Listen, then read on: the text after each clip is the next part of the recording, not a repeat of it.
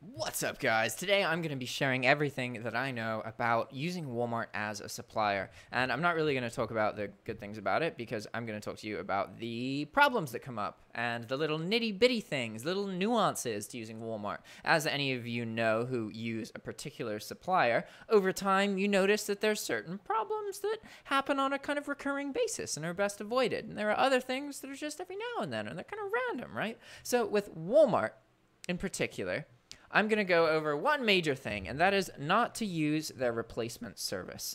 I find that frequently, if Walmart makes a mistake, they will try and offer a replacement, right? But the reality is that the same thing's probably just going to happen again. If the customer got a box of tiles, and 4 of the tiles are one shade of color, and 2 of them are another shade of color, you can try and get more tiles, but probably even if you get a Walmart chat representative to be like, yo, I'm looking at this box and it's all the same color, I can give you my Walmart word. They're not going to do that, obviously. But chances are the same thing's going to happen again. Okay. And also, that's not just about like when items are the wrong color. It's also about when the items are wrong, like straight up wrong. Like I've had multiple experiences where I order, let's say, 4 jars of mayonnaise, and my customer gets 4 jars of pickles. And then I'm like, okay, it happens, you know, let's get a replacement. And then they get more pickles. It's just not what they wanted, right? It's really not an ideal situation. And this has happened over and over and over again with replacement. And don't get me wrong, like I am the kind of person who if something happens and I think that it's caused by something else, I will do it again and again and again to see if that is really true. I test everything that I do and everything that I hear to see, okay, is that true? Will this actually fuck me over? Is this going to break? Is this going to happen again? Is this concern real? And the reality is most of the time they're not. Okay.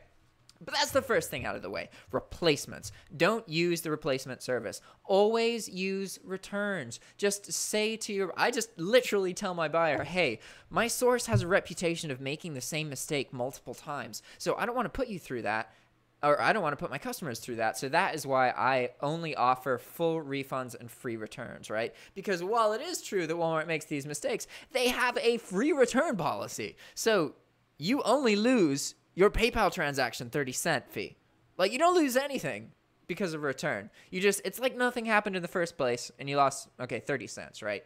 That's great. That's freaking awesome, and I love that. And I love that I don't have to talk to anybody to get return labels. I just have to like go into the chat and then be like, yo, here's my I don't even have to go into the chat, actually. I just have to go into my email and then put a thing in the URL, be like, Walmart.com account, and then order, and then the number's like boo, dash, boo, and then it doesn't like the dashes. That's another nuance about Walmart.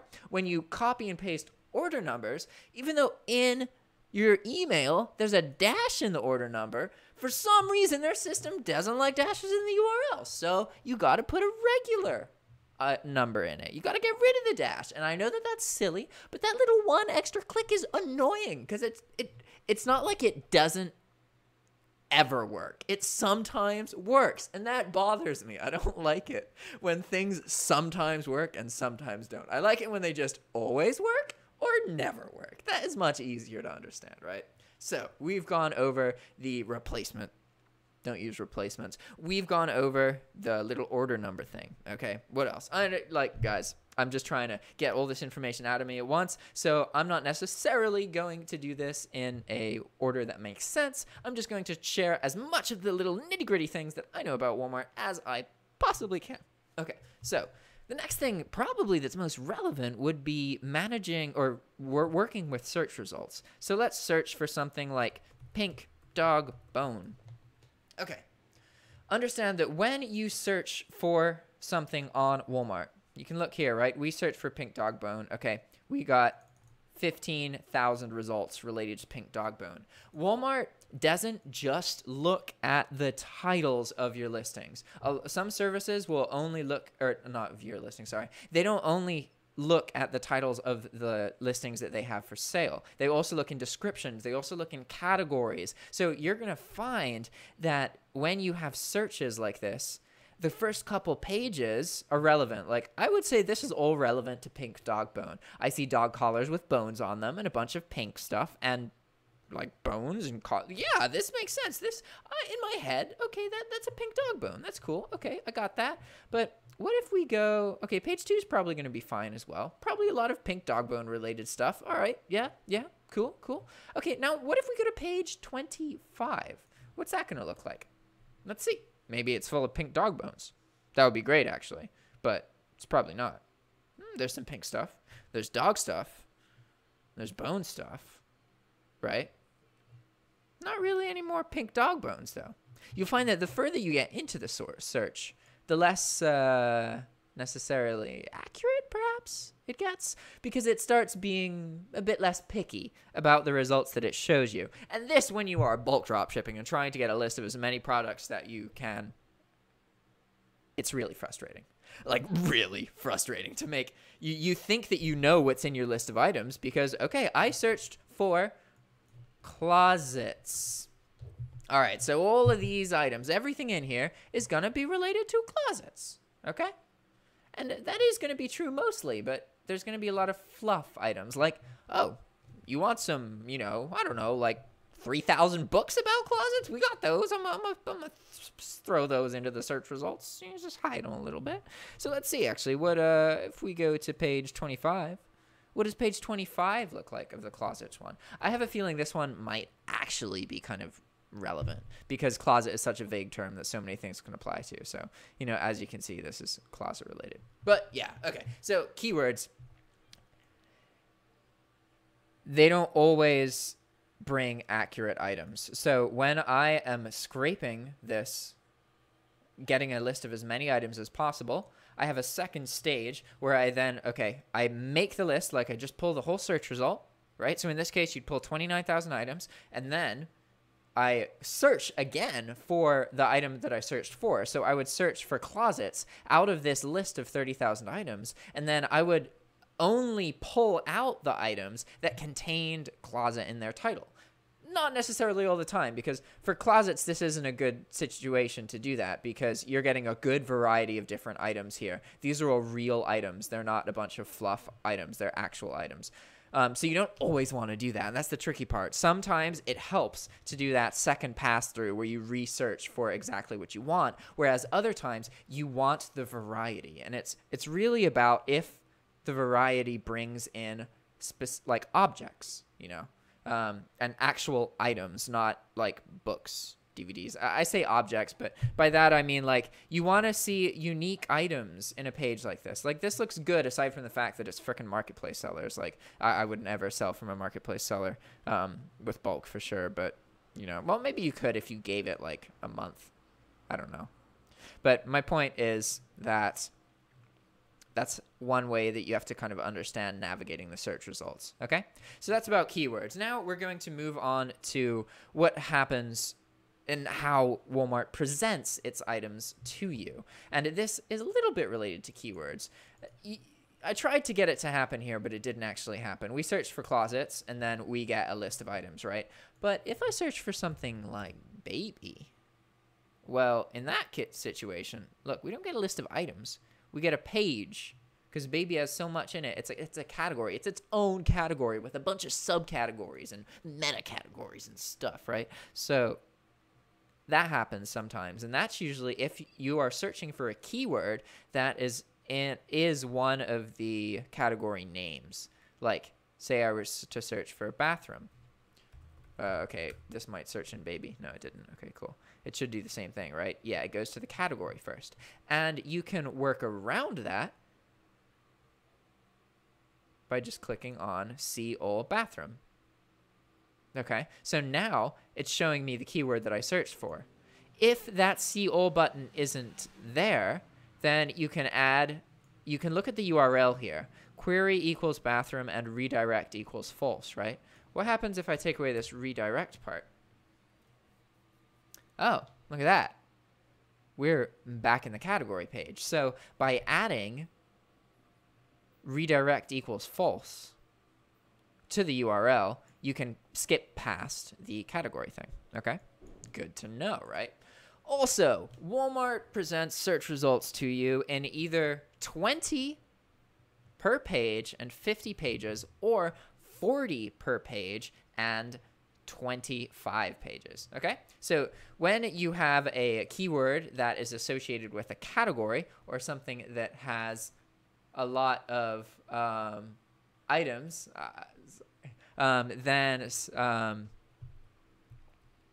sorry, if you are searching for a keyword that has a lot of items or is related to a category, then you will,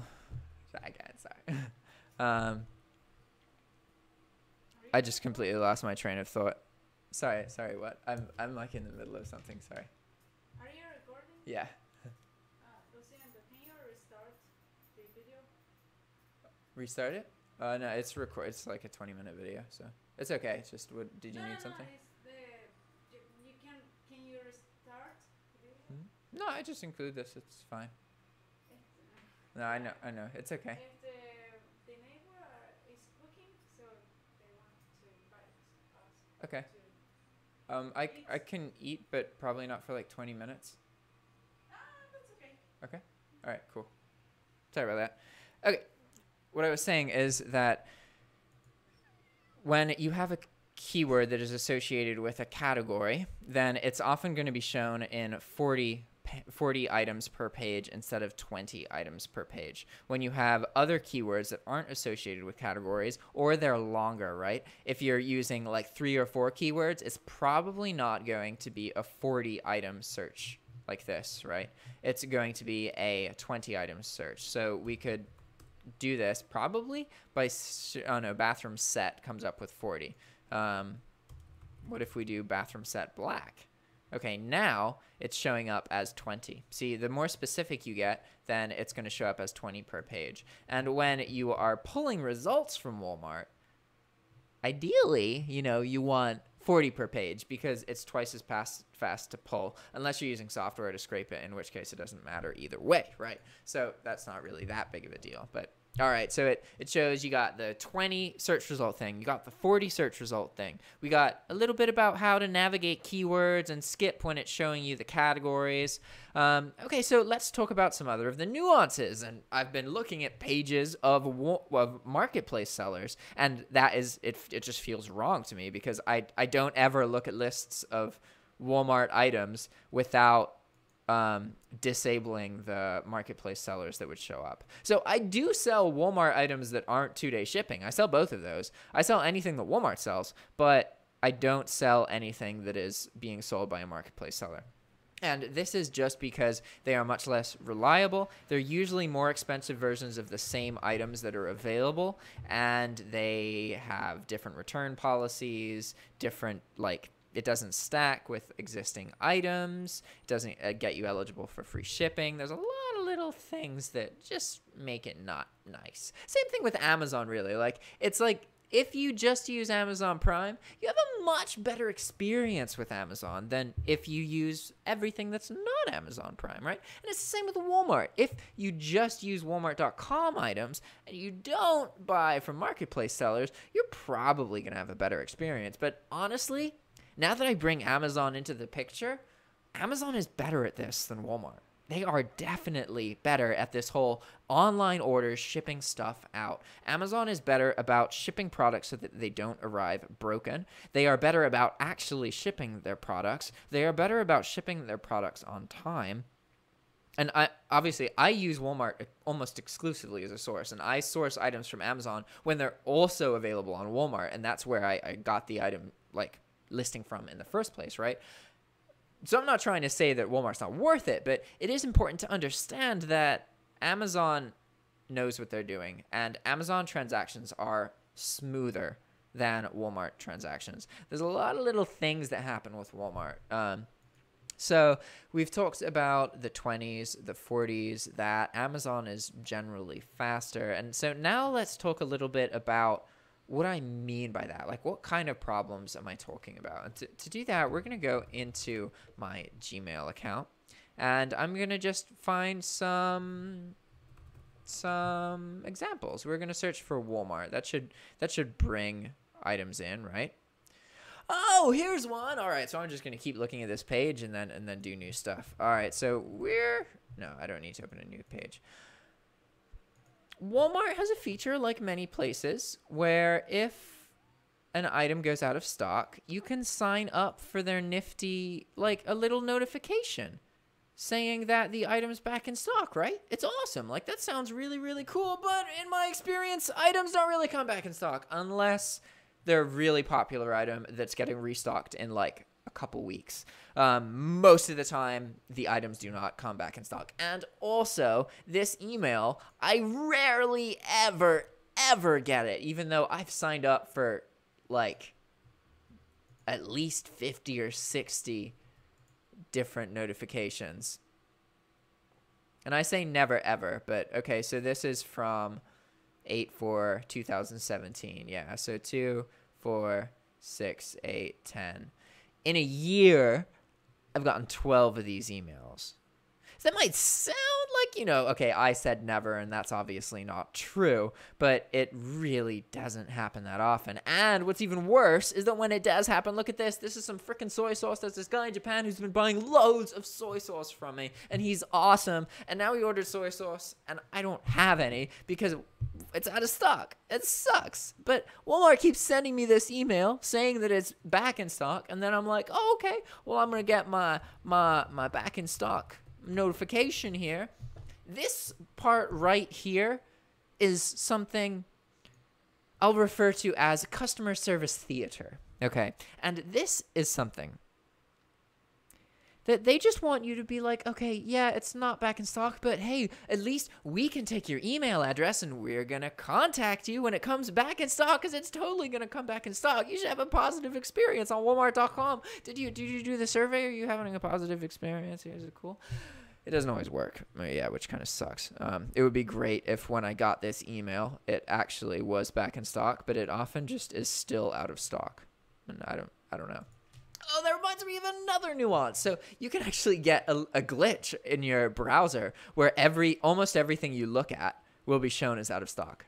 Like, that happened once to me, and I was like, how do I have 4 orders in a row that are out of stock? Like, this doesn't happen. Why is this happening? And I was like, what is going on? And then I just reset my browser's cookies, and, well, no, I started clicking on, like, items, like these items, and all of them were showing up as out of stock. And I was like, what? And so I just reset my cookies. And that's something that I should show you. Okay, so whenever you are using a source, it is a good idea to at least know how to reset the cookies, because that will help if you have some weird kind of technical thing that's not working right with the site and you reset the cookies, then it works kind of well. Basically, resetting the cookies is like, hey, I'm going to wipe the slate clean and start again, but I still have the same account credentials and account history and all that kind of stuff. I'm just, deleting my cart and that kind of thing, right? So to do that, I actually have a little button right here. I just click settings, and then that goes into my settings, and I can look at my cookies like that, right? And all I would need to do is just search Walmart and then click remove all shown. And that's something that is useful, especially for cashback, because cashback tracks your cashback with cookies. So if you're having problems, then it's a good idea to reset the cookies on your Walmart page or your source of choice, and also with the retailer, right? Or sorry, with the cashback website as well. So you just go into your settings over here, and then you can look into your like personal data. How do I do that? I should do that without the thing. We got to go to passwords and forms, privacy and security. Here we go. Okay, yeah, privacy and security, and then you go to content settings, and then you click on cookies, and then you can search for cookies. Yeah, see all cookies and site data. There we go. And you can just search for them and then remove all the ones that show up based on your search result. Awesome, awesome, awesome. Okay, so now I guess we need to just talk about some of the other problems. I've got a little feeling that there's like 2 or 3 more kind of nitty-gritty things that happen with Walmart sometimes. So let's see. We've talked about not to use replacements. Return labels. Returns tend to work quite well. Order received. Okay, I'm not going to find a specific instance of this, but you will find sometimes that items that you order never ship. And there's a few different circumstances that happen there. So Walmart is good about refunding your order if they realize that it's out of stock. They may not do it straight away, but they will do it within about like a week. They will actually refund your order. You can count on them to do that. It's not just going to stay in processing forever. But there is something that Walmart refers to as stuck in processing, and that's when your order just didn't really like that honestly doesn't happen to me anymore. It used to happen, and that's when an order just wouldn't, like, nothing would happen with it. And I think what happened there is that Walmart was out of stock of the item and they weren't sending it, and they hadn't really integrated a system that notices that well. Whereas now I reliably get emails about items being on back order and then that they're going to be refunded if they can't be shipped within 2 days. And like that seems to happen pretty regularly. The problems that do happen are when a tracking number is uploaded, but then it's never updated, or it's voided and it's never shipped. Like that does happen as well. I'm not going to say that that's regular, but it is something that occurs. Although at this point I'm getting into stuff that probably happens with a lot of different retailers. And now that we're getting more general, I guess I should talk about the whole return paranoia thing. Like, all right, if a buyer wants to return something, I use Walmart. It's free returns. There is no part of me that spends any time doubting whether the buyer is trying to screw me over, whether they are trying to scam me, whether they have some kind of malicious intent. I'm just like, all right, return. Got to do return case. Do it. Done. Okay? Don't worry about all that stuff. So many people I talk to are just convinced that, and honestly, they're like the eBay customers. They think that if some of my eBay customers think that when I receive the wrong item, they think that I'm not, like, they think that I did that and I'm trying to fuck them over and I'm never going to give them their money back and I don't give a fuck about them. And I'm just like, yeah, screw you, eBay customer. I don't care about you. You're horrible. And it's like, you realize I'm like obligated to do return. I can't just do that. There's policies on eBay and they don't acknowledge that. And a lot of dropshippers are like that as well, which is ironic considering how mad dropshippers get at their customers. You know, how ridiculous they are. But then the dropshipper turns around and goes to the source and it just does the same thing. Like, it's ridiculous. You should trust your customers. It's just going to make your life easier. Yeah, 1 in like 10,000 transactions, you're going to get scammed. But who cares? You're going to waste so much more time being paranoid and thinking like, oh, this person, is it really damaged? I don't think it's damaged. They didn't send me a photo. It's not damaged. They're trying to lie to me. This isn't right. Just calm down. It's going to be okay. Everything's going to be fine, especially if you're using like in my head, anybody who uses Walmart should not stress at all about returns.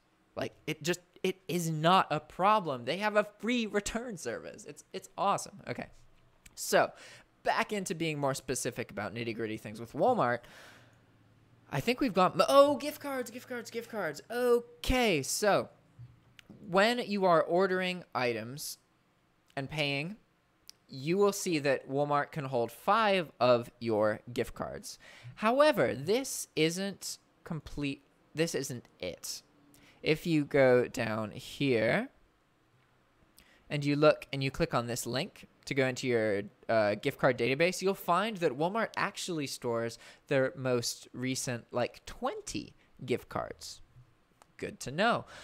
I do have problems sometimes when this storage here gets full of gift cards. There was a time where half the time Walmart would remember the gift card I just added, and then the other half of the time they just wouldn't. And again, I don't like it when things only work sometimes. I want to be able to predict that it's not going to work or it's going to work. Like, why did it work this time but not the last order? Like, what's different? I don't think anything's different, but I gotta calm down. It's okay.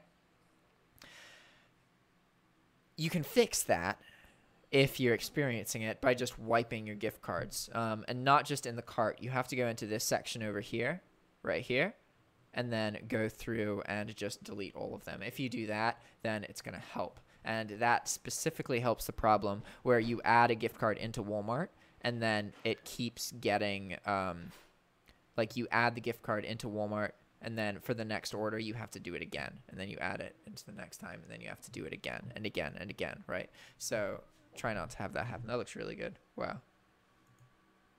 They're good cooks. Is everyone still eating right now? I feel bad if I eat and I'm not there. Sorry, I'm like doing a very thinking video. So yeah. Okay, what else is nitty gritty about Walmart? I think that's most of it, honestly. They prioritize orders that are funded with a credit card versus orders that are funded with a gift card. Their return policy is slightly different for orders that are funded with a gift card. If you do a return through the website, then the process of the return is slightly different than if you do the return through a chat representative. If you do the return through a chat representative, you can often actually get refunded straight away for like a situation where they would be normally waiting for you to return it, unless the order is placed with a gift card. If it is placed with a gift card, then that will not happen. But if the order is placed with a credit card and you do the return through a chat representative, it is possible to get the money refunded to you straight away. Obviously, if they never actually receive the item, then that's not going to happen. It's going to happen, but you're then going to be charged later on. So, okay, gift cards. I'm getting tired. You can probably hear it in my voice. And they made some really awesome food that is staring at me right there that I should really eat. But that's not everything. I got to show you everything that I know about the nitty-gritty stuff with Walmart. So there's a couple little things that I haven't gone over yet. And I just had it in my head. Oh, I got to keep talking, stay on this roll. That sucks. I think I've lost it. I usually listen to music while I'm doing these videos because the less I can actually hear myself talk, the easier it is to focus. But I think at this point I have lost my train of thought. There was something, but I've talked to you guys about categories, how search results are displayed, some of the problems. Oh, I guess another thing, there we go, chat. Definitely. Okay. You can do pretty much everything through Walmart chat. And I encourage you to use the chat service instead of calling. I personally have a bad experience calling because it's more time consuming. The rep is just like more likely to not completely understand what's going on. And chatting is just faster because you can just start it, right? You just do all this stuff. And then it loads this, you put in your information, you click submit, and then within usually like a minute, somebody responds. So you can just be like, all right, here's my billing address, here's this, and all this information. And then then you can just type in the problem while you're placing your orders and have the tab open on another page, right? And then you can take too long to respond and the Walmart rep cancels the page on you, so you get back into it and you're like, God damn it, I suck at multitasking. And then you do it again and it works because you're paying attention this time, right? It's just faster. I really encourage you to use the chat service versus the phones. I haven't called Walmart in,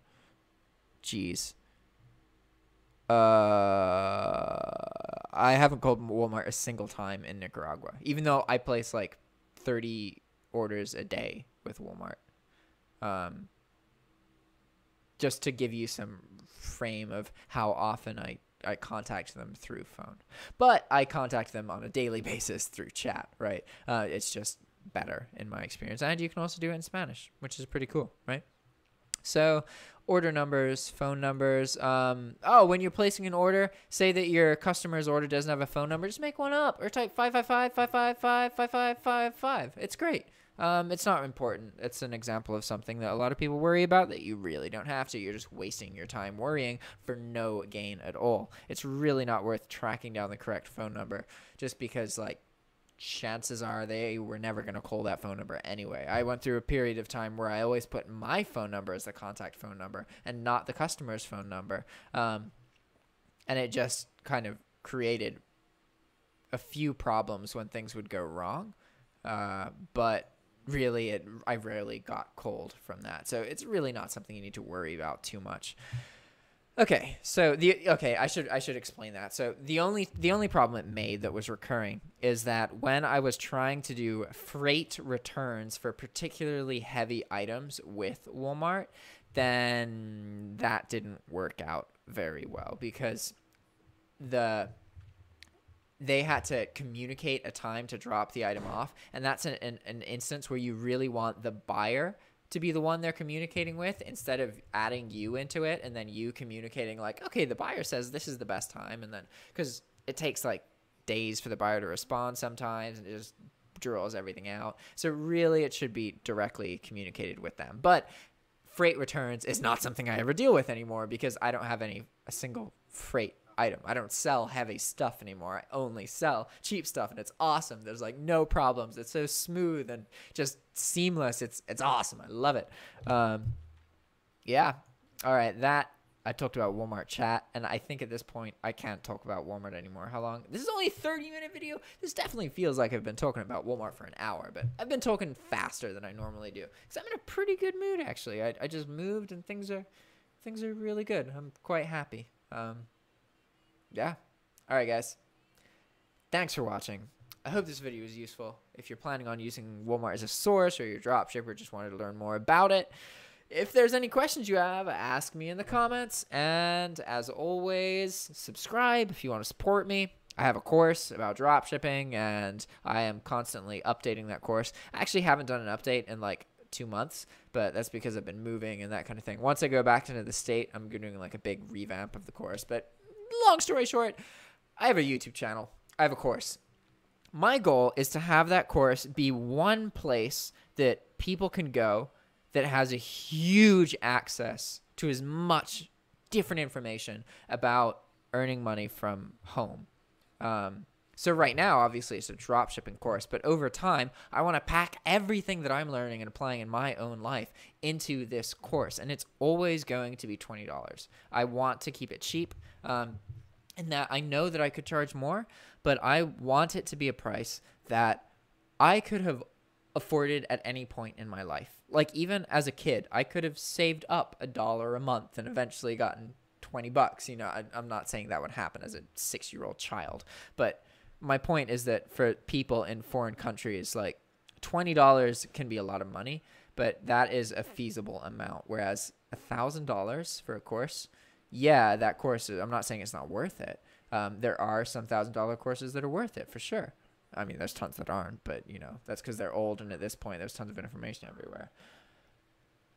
I don't want that to be the situation that happens with my course. I think about myself in the past, and I think, okay, what information would have made me progress faster if 4 years ago Jack had access to it?